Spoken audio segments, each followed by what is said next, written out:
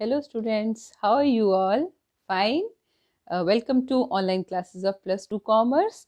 आज हम business studies का एक नया टॉपिक डिस्कस करने जा रहे हैं जो कि चैप्टर 1 का ही पार्ट है। इस चैप्टर का सेकंड लास्ट टॉपिक है। इसके बाद हमारा सिर्फ एक ही टॉपिक बचा है एंड देन हमारा ये चैप्टर कंप्लीट हो जाएगा। तो आज हमारा टॉपिक फॉर डिस्कशन है ब्रांचेस ऑफ मैनेजमेंट। इसका मतलब है कि मैनेजमेंट कौन से टास्क में यूटिलाइज की जाती है। बिजनेस के ऐसे कौन कौन से काम हैं जहां पर हम मैनेजमेंट करते हैं। तो अगर हम जनरली बात करें तो आई थिंक बिजनेस का ऐसा कोई भी काम नहीं होगा जहां पे हम बिना मैनेजमेंट के उस काम को पूरा कर लें। तो जनरली तो मैनेजमेंट बिजनेस के हर टास्क में चाहिए। तो हम डिस्कस करेंगे कि बिजनेस में कौन कौन से टास्क हैं और वहाँ पे कैसे किन चीज़ों की मैनेजमेंट की जाती है। तो हमारी सबसे पहली ब्रांच है प्रोडक्शन मैनेजमेंट। प्रोडक्शन का मीनिंग क्या होता है पहले हम ये डिस्कस करेंगे। It is creation of form utility. Production का मतलब होता है फॉर्म यूटिलिटी क्रिएट करना।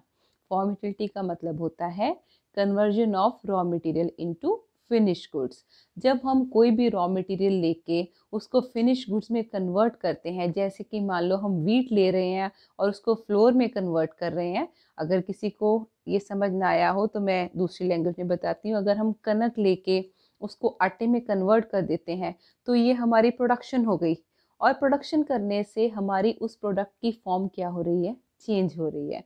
तो इसीलिए प्रोडक्शन को कहा जाता है कि ये फॉर्म यूटिलिटी है, क्योंकि ये गुड्स को रॉ मटेरियल से कन्वर्ट करके फिनिश गुड्स में उसकी फॉर्म चेंज कर देती है।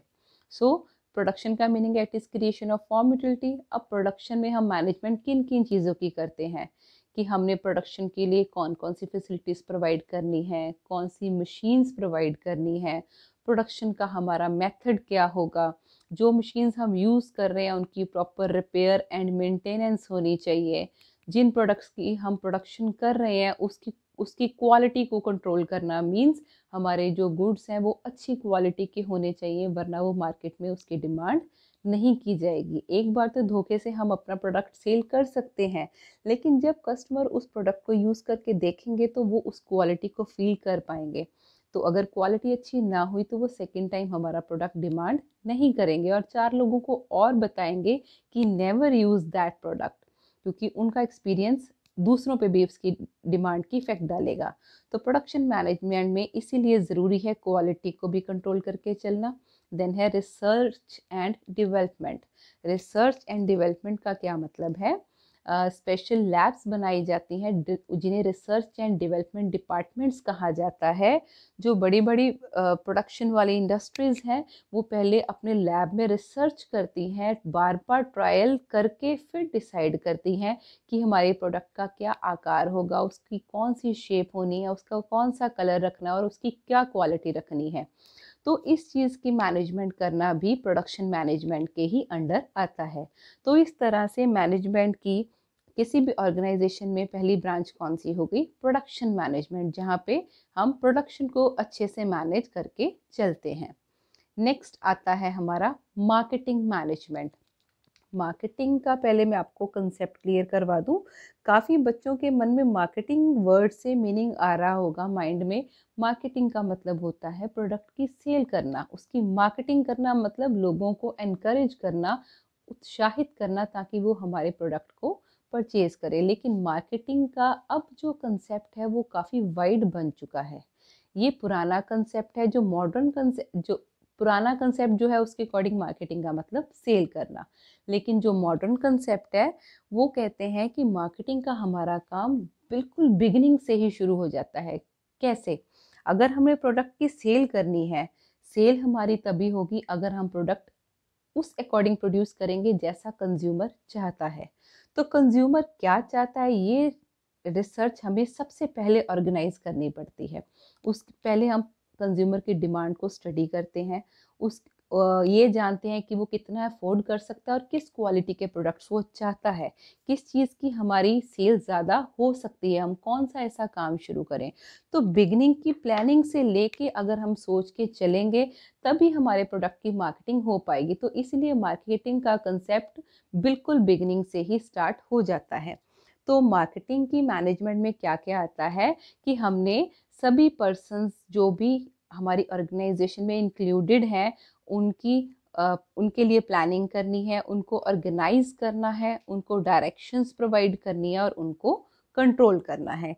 तो ये हमारा हो गया सारा मार्केटिंग मैनेजमेंट में, जिसमें हम पहले ये सब पर्सन्स को कंट्रोल करेंगे, मार्केट की स्टडी करेंगे और इस हिसाब से प्रोडक्ट्स प्रोड्यूस करेंगे जैसे प्रोडक्ट्स की कंज्यूमर डिमांड कर रहा है। तो इन चीज़ों की मैनेजमेंट जो हम करते हैं उसको बोलते हैं मार्केटिंग मैनेजमेंट। ये है second branch of management. Next is financial management. Financial का मतलब होता है जो हमें बिजनेस में पैसा चाहिए। हम सबसे पहले ये जानते हैं कि हमें बिजनेस में कितने पैसे की रिक्वायरमेंट है, फिर हम देखते हैं कि हम किस किस सोर्स से वो पैसा अरेंज कर सकते हैं। देन पैसा अरेंज करने के बाद हम उसको प्रॉपरली यूटिलाइज करते हैं कि हमें कहाँ कहाँ कितना पैसा लगाना है। देन लास्ट में इसका स्टेप आता है फाइनेंशियल कंट्रोल। इसमें हमने देखना होता है कहीं भी हमारे पैसे की कोई वेस्टेज नहीं होनी चाहिए और हमारा पैसा सही जगह पे लगना चाहिए। तो ये सब फाइनेंशियल मैनेजमेंट के अंडर आता है, जहाँ पे हम फाइनेंस मतलब पैसे की मैनेजमेंट करते हैं। इसमें कौन कौन से फंक्शंस इंक्लूड हैं? सबसे पहला है एस्टिमेशन ऑफ कैपिटल रिक्वायरमेंट। सबसे पहले हम ये फाइंड आउट करते हैं कि हमें बिजनेस में कितना पैसा चाहिए। हमें बिजनेस में दो पर्पजेस के लिए पैसा चाहिए होता है। पहला होता है फिक्स्ड कैपिटल के लिए, दूसरा होता है वर्किंग कैपिटल के लिए। फिक्स्ड कैपिटल का मतलब होता है कि हमें फिक्स्ड एसेट्स खरीदने के लिए, जैसे कि मशीनरी, लैंड एंड बिल्डिंग, वो चीज़ें जिनकी लाइफ लॉन्ग होती है, वो वाले एसेट्स खरीदने के लिए कितना पैसा चाहिए। फिर हम देखते हैं वर्किंग कैपिटल। वर्किंग कैपिटल का मतलब होता है जैसे हमारे डेली के खर्चे चलते रहें, हमारी प्रोडक्शन में स्टॉक हमारे पास मेंटेन रहे, या हम उधार पे भी माल सेल कर सकें। इन चीज़ों के लिए जो हमें पैसा रिक्वायर होता है उसे कहते हैं वर्किंग कैपिटल रिक्वायरमेंट। तो हम इसमें ये फाइंड आउट करते हैं कि हमें किस किस पर्पज़ के लिए कितना पैसा चाहिए। फिर हम देखते हैं डिटरमाइन सुइटेबल कैपिटल स्ट्रक्चर। इसमें हम ये फाइनलाइज करते हैं कि हमारा कैपिटल स्ट्रक्चर क्या होगा। आई होप बच्चों आपने ये टॉपिक कैपिटल स्ट्रक्चर वाला प्लस वन में ब्रीफली पढ़ा हुआ है, लेकिन फिर भी मैं आपको क्लियर कर देती हूँ। कैपिटल स्ट्रक्चर में हम ये डिसाइड करते हैं कि कितना पैसा मालिक अपनी पॉकेट में से लगाएगा और कितना पैसा उसने मार्केट में से रेज करना है। तो इसको कहते हैं डिटरमाइन करना suitable capital structure. Financial management का लास्ट पॉइंट है प्रोक्यूरमेंट ऑफ फाइनेंशियल रिसोर्सेज। जब हमने डिसाइड कर लिया कि हमारा कैपिटल स्ट्रक्चर क्या होगा, उसके बाद हम अपने फंड्स को प्रोक्यूर मतलब अरेंज करेंगे। फाइन, ये सब आता है फाइनेंशियल मैनेजमेंट के अंडर। नेक्स्ट है हमारी पर्सोनल मैनेजमेंट।